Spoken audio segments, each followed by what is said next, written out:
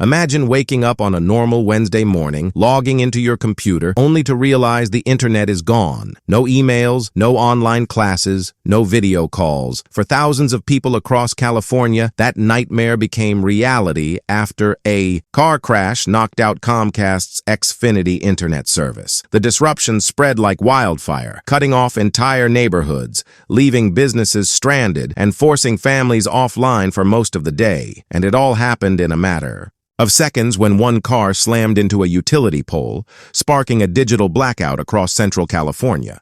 Tonight, we break down what happened, who was affected, and why this single accident became such a massive disruption. The outage began around 9 in the morning, and within minutes, thousands of Comcast customers realized they had no service. Phones lit up with text alerts. Households checked their routers only to see blinking lights. Businesses couldn't process payments, students missed online classes, and remote workers were suddenly locked out of the digital world they rely on.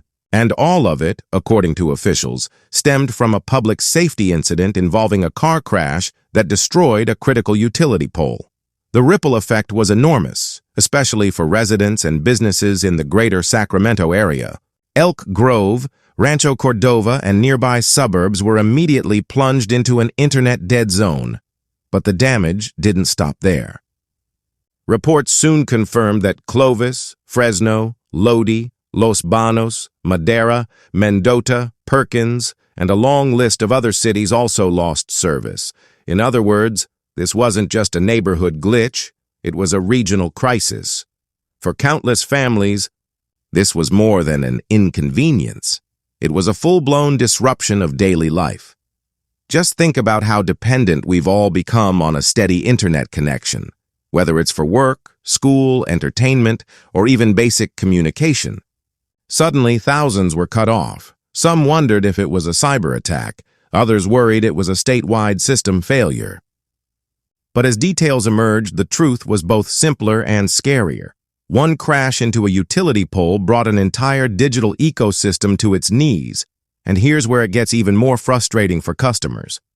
While Comcast subscribers were scrambling to figure out what was wrong, customers of other internet providers were unaffected. AT&T Fiber, Optimum, Fidium, Sonic, all of them continued without interruption. In fact, Comcast subscribers in the Bay Area reported no issues at all. So for those stuck in the outage zone, the reality stung even more. It wasn't a California-wide problem. It wasn't even a Sacramento-wide issue. It was targeted, it was regional, and it was Comcast customers who paid the price. That left many asking, how vulnerable is our internet infrastructure really? If a single car crash can trigger this kind of disruption, what does that say about the fragility of the networks we depend on every single day? Now think about the businesses. A local coffee shop in Elk Grove suddenly couldn't run credit card transactions. Restaurants in Fresno had to tell delivery apps to pause orders because their systems went dark. Offices lost access to cloud servers, forcing managers to send employees home. Some hospitals even reported momentary connection problems with non-critical systems, reminding us just how risky it can be to lean too heavily on one provider. The economic ripple effect is still being calculated, but the immediate frustration was obvious. Angry customers flooded social media with complaints, demanding answers from Comcast and wondering why backup systems weren't in place. Some pointed out that even in 2025, America's digital backbone seems alarmingly fragile. By early afternoon, Comcast acknowledged the outage and confirmed it was tied to the crash. Technicians were deployed, and crews began working on the damaged utility pole. But as customers pressed for answers, one detail stood out. Many were told restoration might not come until 7 p.m. That meant nearly an entire workday lost. For a student in Clovis trying to attend a virtual lecture, that meant a missed opportunity. For a small business in Rancho Cordova that depends on online orders, it meant lost revenue. For parents working from home, it meant juggling chaos while waiting for a connection to return. These are not minor inconveniences. These are real disruptions to real lives. and they show just how dependent we've become on invisible wires and signals most of us never think twice about.